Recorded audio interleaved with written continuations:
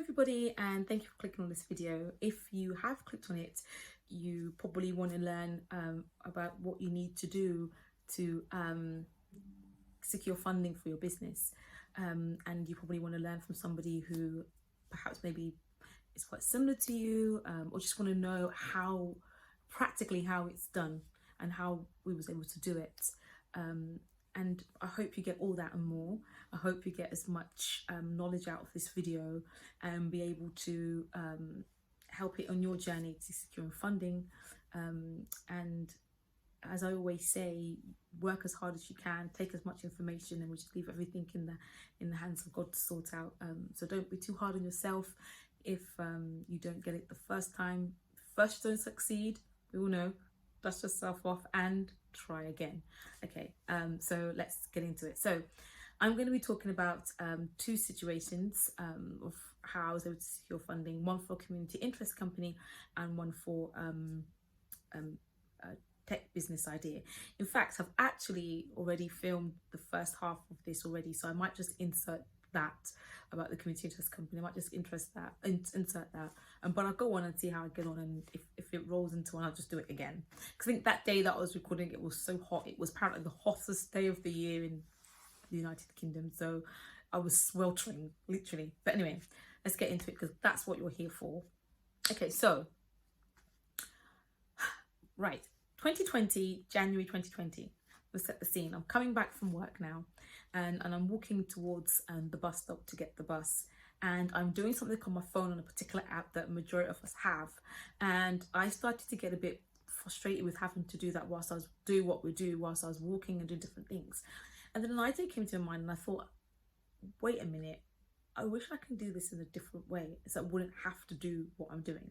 Obviously I'm speaking in a bit of code, because what we're trying to do is still in a development phase, not a place and a space where I could just share everything. So I will update it once hopefully it comes out, and then this all makes sense. But that was what was happening. So I got to the bus stop and I started thinking about even more. I thought, why do we do this? Like, why we do this? I mean, if we can have an app that does that and does that, and does that, then that would be brilliant, wouldn't it? That'd be brilliant. And so I started just really thinking about it, and from that moment things started to happen. So people were mentioning things that for me was acted like confirmation to that my idea.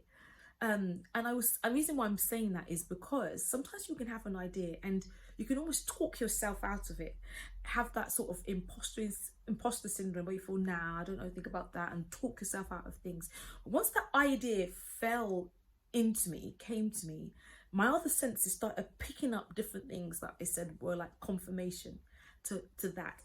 Things were just kind of, it's like my senses were drawn to things that are about what I thought in my mind. I hadn't even yet conveyed this to anybody, but I have a conversation with people who were very like sort of spiritually minded, just spiritual in their way, and they'll be saying things and I'll be like, ding ding ding ding, and just regularly things will happen. So not just the people who are God people, other things, the way of life will just be kind of confirming to me that, yeah, this is kind of something worth pursuing in thought and in deed. And so I decided one time when I went home that I am going to spend some time in figuring this whole thing out, because I started to believe in it. The more I thought about it, the more I thought about how it could look like, the more I was using this other app that we all use, the more it just kept happening. I just kept thinking, no, I think I can, something's better. I know, I think I can do this. I think we can do this. It just started to make even more sense, and it became so real that I even wanted it to be created for the purpose of what was in my mind. I needed to get out what was in my mind onto paper. So if you do feel kind of you feel like it's not worth it, soak yourself in that idea a bit more so you believe in it enough to be like, I'm ready to go the long haul with this. I am ready to do everything that's needed to do to bring this idea into fruition. believe in it so much, live and breathe it in a way, you know, consume, and not say consume yourself with it, because you shouldn't consume anything like that, but just immerse yourself in what this looks like, what it's supposed to be. And till you give yourself that passion and that drive enough to be like, I'm going to go through with this, because the journey ahead is not always straight. It's like this. It's going to require your investment, your time, your money, all sorts of different things, your confidence, everything. You're going to need to pull yourself up, because when you do, you're going to be the driving force of hopefully a business that is going to be igniting fires with every of your employees to believe in that one concept, of vision or product, whatever it is. So do that. Then so what that looks like to me also, rather than just dreaming it, I started trying to visually look like how it can, visually kind of picture how it can look like. So I went onto Canva, and I used the graphics to kind of create what I think it should look like. Just put it down on paper. If you can draw it out, or if you know, whatever, just do what you need to do to get it onto paper so you know what it looks like.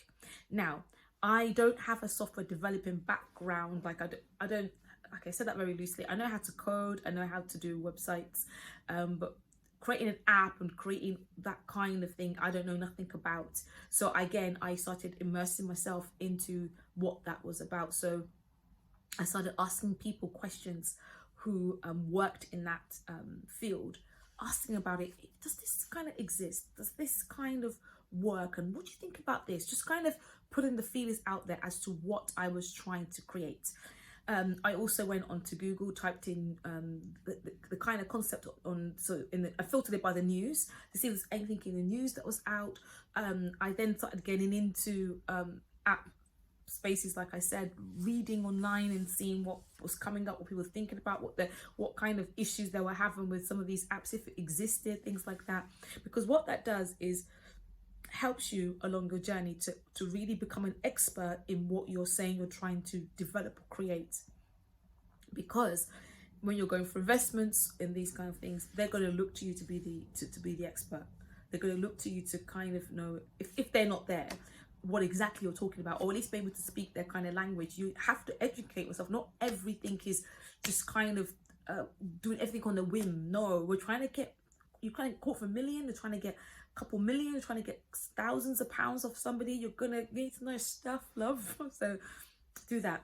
And when I was satisfied with the amount of research that I'd done with this, I started taking it the next level, which is taking it seriously, putting together a business case or a slide deck, a pitch, and that helped me kind of map out everything from concept to creation, what this was all about. It helped me with understanding the financial side of things. So again, I had to do some research, because with this whole software developing thing, I had to ask questions. So how much would it cost for storage spaces on some to secure or to put together what we're trying to put together, all the passwords, login, all that information? How much is all that going to cost? You have to cost it all out. And again, also know your demographic, the person, and what their issues are. So much research into the features and benefits, what you're trying to create, validating that this thing works. And I know it sounds like a lot, but you kind of have to do this kind of stuff. You do, because if you don't, and you're just going to be told no, and if you get that far, for reasons which can be avoided. People say no anyway, but you want to make sure you're fully equipped and fully knowledgeable what you're doing. So I started then doing a bit of market research, which is just asking friends and families, people I knew, you know, what would you say if this was, you know, if you could do this different way? What do you think about that? Getting all that information together, going online to see examples of people doing what I had done, the workaround that we're all doing kind of thing, or just putting it all together to kind of prove that this concept would work. Okay, so you're gonna have a slide in your pitch deck that's going to talk about that, why you believe this is unique, why you believe this product works. Let's put branding in that aside. This product, this what you're trying to achieve, this thing, why is it going to work? What do you know about this industry? What is the research telling us? What are people saying? Is there a need? Is there a demand for this kind of thing? If not, we can create one, but is there some sort of demand? Is there anything? Do you know? I would also suggest going online and just Googling what's it called, pitch decks, successful pitch decks, and use that as a template and just filling all the information that's there. My first slide was my elevator pitch. So after the front cover, it was exactly this what it was, 60 seconds, what exactly this was. Then I went into the story that I told you about, the walk down the streets behind, on the second slide. That kind of talked a bit more through it, a bit about who I was. And then I went into the other slides were more about the user, the features and benefits, what I know, what is the market saying, what is the research I found out, why this product is that. Then about them, the financial side, what they had to invest and what they'd get back, what the terms, what was I asking for from them. Because remember, you don't just, you sometimes even more than your product. Sometimes they're like, oh yeah, okay, but we want you type of thing. That's what I found anyway.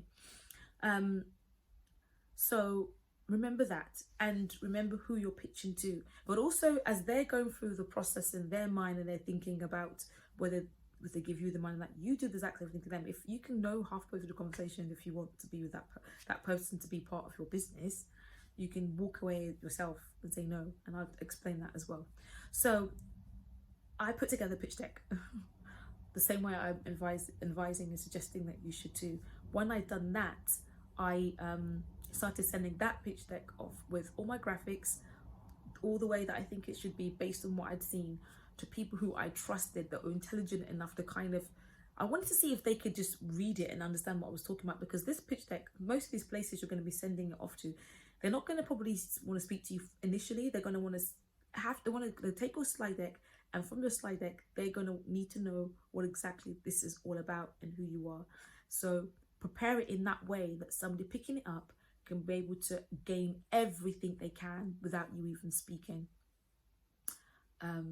What else? So yeah, I sent it off to people who I trusted. It came back, I'm like, this is fun, this is good, this is going great, this is a good idea. And then I sent it off to somebody else who I'd known had received funding for something else, but I wanted him to review it so that he can just give me advice, really. I'm like, no, that's awful, that doesn't make any sense, take that out, things like that. So I sent it off to him. It was one of my brother's friends, and he didn't return feedback to me in like a couple of days, and it was becoming a while. I thought, I need to send this off to the investment company that I wanted to pitch to. So people might ask, where did you find these people? How did you know about all this kind of thing? First off, I'll go back to my story, I digress. You have to, well, that's what I did. I looked at all the apps and things that are out, and I went to see the company behind them, because a lot of these big companies, they're sponsored or invested in, or they're VCs, venture capitalists, for these apps and these things that are out there. So look at who's behind fashion houses, who's behind the business that you're trying to pitch for, who's behind it all. And look at their portfolio of customers. You want to make sure it's not exactly the same, because they're going to be like, we already have that. You want to make sure it's different enough, but you know that they, like I said, they can give you the things you need, and they can treat your product really, really well. So I had done that. I researched who's behind this, who's behind the Ring app, who's behind that, which company's behind them, went onto their websites and checked if they're taking any sort of pitches, because some of them are, some of them aren't. You're gonna have to approach them. And I was connecting left, right, and centre with people on LinkedIn. I was able to actually connect with the one of the founders of YouTube, actually, and stuff like that, and just really get some ideas. Like, can I run something past you? What would you think about that? And to see what they have to say about this whole thing. And then after, so that's how I found. That's why I knew I wanted to be with that particular investment firm. But this guy now, he comes back to me eventually and says, I shared this with my boss, things like that, and we want to invest in your company. We've seen your slide deck. The slide deck did it enough for them that they were like, you're not sending this to those people. We're going to invest in it. I then had to have a series of calls. I'm telling you, this thing took all of the pandemic, like literally to the end of like November, I think. It took months. 9 months of me putting this presentation together, like 10, 11 months of putting this whole thing. It took a long time, but it was worth it in the end. So anyway, I went through all of that phase. Had to go through a series of calls with them. And I remember at one point being in the presentation going, I was almost blacked out, and thankfully I was able to get help to kind of work through that. But that imposter thing, I rebuke that, because you can start feeling I don't know anything, because it's a very male dominated world, this whole tech thing. It's very, very male dominated. So I kind of felt like literally like, what am I doing here? But then I thought, no, I've got a good idea, and even they think it's a good idea. So anyway, I was able to get that investment, and that was actually initially worth quite a bit, and stick with the team that I had. And that was going to be like worth like 750,000 was a lot. But as it goes, so after getting that, and we was able to actually build this app to a minimum viable product, which was a really great stage. Money issues started. The company, they went bust. So through the pandemic issues, so they couldn't invest. They had to end this whole thing, and it was horrible, because if you feel like you're letting people down, it was actually really, really bad. And there was, during that time of me not knowing, I knew something was not right. I just had a feeling something wasn't right. I felt like they were just trying, they was clutching at straws, because from their point of view, they really wanted to still invest. They wanted to try anyhow, because they're actually a film company, had nothing to do with apps. They're like, well, if we get that film, if we get that works. The whole film industry, we couldn't go out to the cinemas. So I think the whole thing was, for them, it was just, maybe if we did this, maybe we did that, and it was too much that I was starting to really pee off the team. They felt like, what's happening here? And I couldn't give them any answers. I'm like, this is what they're telling me. And I just felt I was managing everything really bad. And I thought, I don't actually want to work with people who can't be clear about things myself. So I actually had meetings where like, can't do this anymore. I told them, I cannot work with you this anymore. It's not right. I need to pull out. I need to just go, because this isn't correct. Whatever it is, take your money and go. I have to go. Take what you've already invested, because I can't do this no more. Then they'll, then I got, had meetings. Actually, I've been advised, like, Mary, don't just do that. Just be patient and wait. But I felt like, for me personally, I don't mind being patient and waiting. But when it's got other people on the line, I can't be doing all of this business. So eventually, I walked away. I still loosely have that thing, but I walked away and started going to other places that I was found out that were pitching. And I went for a series of just, so I know what the journey's like. So then I had to really pitch to places. They love the idea, but it's a very funny world. People would invite you pictures just for, like, some people are strange anyway, but I just felt like, hold on a minute, we're here to talk about this. But I think in the real world, they're a lot more harsher than what you think. They really are. This is people's money. This is a lot of money. If this 10,000, whatever, it's still people's money that they want to know. You need to know your stuff. They're going to ask you hard questions, and it got to a point where I was just like, I don't think I can do this anymore. One company were like, yeah, we know one company actually told me, we know you know your stuff, but we will be more comfortable with, literally, can you get a guy to come in to who knows this stuff a bit more, so that he can have he can be part of the business. I said, why? It's my idea, it's my everything. Why am I going to have somebody have that much percentage of the business simply because you? And I know what people think, oh yeah, of course, but no, I had a team that knew more than I knew about app development and things like that, and this whole thing. They'd done this already before, but for me to now give them equal, it just didn't, the splits were becoming really odd. And for them, it was not even that they doubted me, it was because it was just a whole female thing. They just wanted a guy there. They just wanted a guy to make them feel nice. And I thought, so this is really odd. I can't, you're basically telling me to, So I thought, I can't be with a company that's doing that. I can't. So anyway, I left. And the whole situations of different things. But I would say this, look, keep going. There's a lot of people I know who did about 40 odd pitches before they even got anybody interested. You're going to have to love it enough and be willing to invest yourself. They're going to want to know, what did you invest in? What did you do? What did you do? Like I've said, what did you do your own self to get here? And remember, so many people say no, is they have the right to say no, and you also have the right to say no. So please remember that, but keep going, especially if you know your idea is worth it, because like I've shown you now in different situations that it can actually happen for you. So I've done another video maybe talking a bit more about the pitch deck, what it could look like and things like that, or any questions I have. But I think that's enough, or this video is going to be way too long. But I hope you gained something. Ask me any questions, I'll do another one a bit more specific. But that's what happened, and hopefully, like I said, we'll leave everything in the hands of God, and watch this space for what's to come.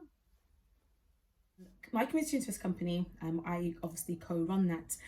It's called Hope Valley Wellbeing. And I never sort of started that way, like I said, just trying to find a way that I can work with the council. I literally went to the library with my niece and I saw they had like a separate room which had sort of the windows were all decorated with sort of t-shirt printing, 3D printing, coding information and all sorts of things like that. And I genuinely thought it was for kids. So I went up to them and I said, oh, when is this open again? My other niece could probably find that useful because it'll be good for her to get into coding at this young age because it's the future of what we're trying to do, isn't it? And they were like, oh, no, it's not. It's not a kids club. This is actually a service that we provide for the community. But we need somebody to run it now because the person who was doing it before, the company that was doing it before, that all ended just during the pandemic, as most businesses and things did. It ended through the pandemic. So unfortunately, we're looking for somebody to kind of replace that.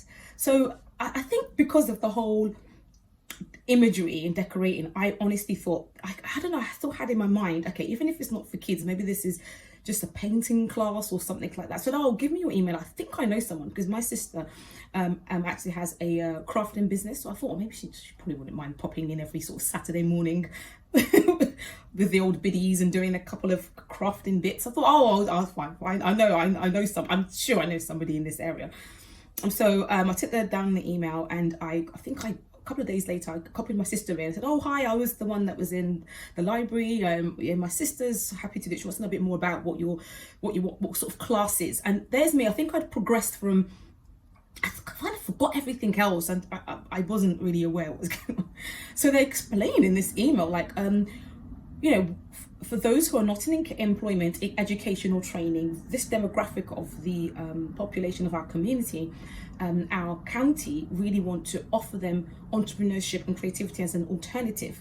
We really want it. They want to protect the reputation or the integrity of the council. So it's the Solihull County Council. So it's quite an affluent county, and they want to preserve that. And they're aware that what kind of built that success, the caliber of middle class and upper class people who live there, it might not be sustainable, but they're looking at the future, what's happening. Not everybody wants to be a doctor, a lawyer, that kind of profession. What else do we have here? They had a problem which they wanted to solve. Remember that. So they want to take those people and offer them entrepreneurship, offer them creativity, and see what they can make of themselves. And I thought it was really good. I thought, oh wow, this is nice. So coming on, what do you want? What are you exactly saying? So they were saying, we want somebody coming to run in the business skills, and to offer the craft side.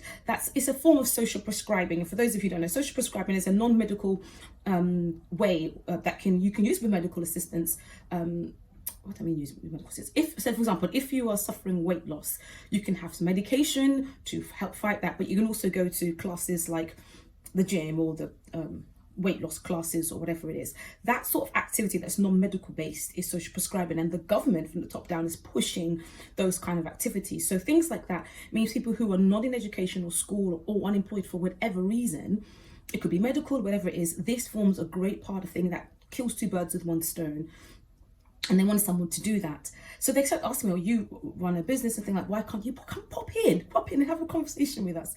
To cut the long story short, I walked out of that meeting, well, we did, with thinking, well, right then, we've got a new business, because we couldn't use the old business, or the business couldn't do it because they were funded by the European fund, and we're not in the EU anymore. So that's why the whole thing ended. There was no funding there. So like, you're going to have to sell the company. We really want you to do it. We've seen other people. We just love you guys.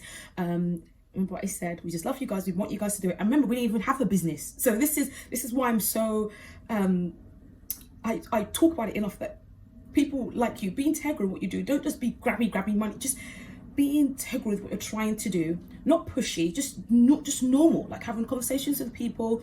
You don't have to be aggressive in nature. Just in a nice way. You'll find yourself in situations which ping, an answer comes. So anyway, enough of that. So we went away. and started creating a business, the forms to set up a community interest company are very different from a limited company. A limited company can take a couple of seconds online, but a community interest company costs a bit more to set up and requires a lot of paperwork. Essentially, in the paperwork, you are having to prove or to demonstrate how your solution is actually helping the community. So it's going to ask you a lot of things. So keep explaining it, document it, who are part of it. Other things you can't have okay, I came in with my sister, but we have to have 2 other people who are unrelated. You can't have everybody related in the company. You can't have your auntie, your uncle, your this. No, you can have your auntie and uncle, but you have to have other people who are unrelated and show the credentials and their CV as to why they are good. They can do what we're doing. If that makes sense. So to do all of that, learn as we go along, fill out all these forms, and also things like, because it's not for profit, so you're there to spend the money, manage it well, and hopefully grow it. But essentially, it's not a get rich quick scheme thing. You're not here to try and get rich. Every penny is accounted for. So therefore, even in part of the setup, you have to talk about, if you were to gain assets and things like that, which charity are you willing the whole thing to? You can't just send it to, again, my auntie, my mum back in my this. No, it's got to go to a charity. So you've got to pick a charity, confirm with them, and we're putting you down on our particulars of things and that. So that's kind of all the paperwork. Get that over and done with, because you're going to need all of that again with this setup when you go for funding. So when we had done that, then we had to go for funding, and people will think, oh, it'll be easy because, I said no, but the European fund where that funding came from, who were involved in that, had finished. So we had to try and find other places. So I was calling up sort of government fund organizations, because there are organizations out there who detail all the various bids and grants and things that are going for the various counties in your area. So check them out and look at their requirements. Again, they have their own list of requirements. I'm telling you, I was crying at one point because the forms, like 30, 40, 50 odd pages. And it's true, because this is community spending, and you have to prove why you're doing what you're doing. Even though they love you and think it's great, we still have to follow thingies. So I had to go ahead, and we found an organization that were, again, given money for this kind of project, building the community in this kind of way. There has to be an alignment. So I would say, whatever community project you're thinking of, you want to help the community, look at your counties or your city's objectives. What are they saying that they're trying to deal with? I just let you know what Solihull were trying to deal with. So what we're trying to do fits in with that and helps them with that, because they're going to be asking us through how you're going to help us to achieve our objectives, how you can help us with violence, how you're going to help us with homelessness, how you're going to help us with what else, youth crime and things like that. You've got to show this is one of your objectives.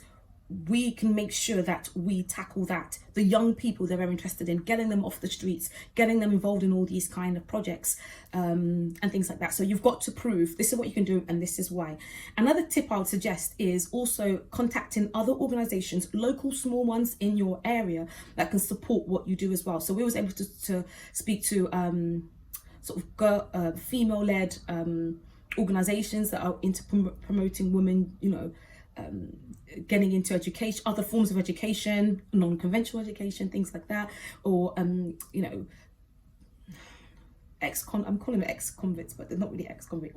Those who are being rehabilitated into society, those kind of organizations. You speak with them, you get them on board or interested in what you're doing. So you can, in part of your pitch, you can say, we've spoken to this person as well, they're willing to support in this way, offer that as a onward next phase of things and things like that. So we did that. It was painstaking, and then you go through different rounds. So we went through all the different rounds, we got through and was able to get the funding. So that's kind of it in a nutshell. I'm telling you, it was not difficult. I mean, it was not difficult. It was not difficult. It was very difficult. I'm not gonna lie, it really was. Like I said, I was crying. I remember on the because what we had to do was I had to elevate what the service was to get more money and to get to show that we're serious. So even though they told me we'd like you to teach business skills, I didn't want one of those people out there just talking about come and join my course. I wanted to make sure that what I'm teaching people, what I'm advising people, is not just my IP, it is validated by university to prove, yes, in fact, that equal business success. And thankfully I've got the Harvard program behind me, I've got my degree behind me in different things and experience, and that's what they wanted, somebody with experience and that. So I had to go through all of that. So that was traveling from into London and back with the unis and different things, and discussing, going for meetings with them. It takes a while, but that all helped strengthen us getting the money. And once you get one over, it just kind of keeps happening because people trust that. Like if the council has gone through all their procurement, all their business thingies, and you've passed, we'll have you. And that's what's kind of happening in that thing. So that was that. I hope you gained some things from that. So look around, make sure your objectives are aligned, and just go for it and leave the rest in the hands of God.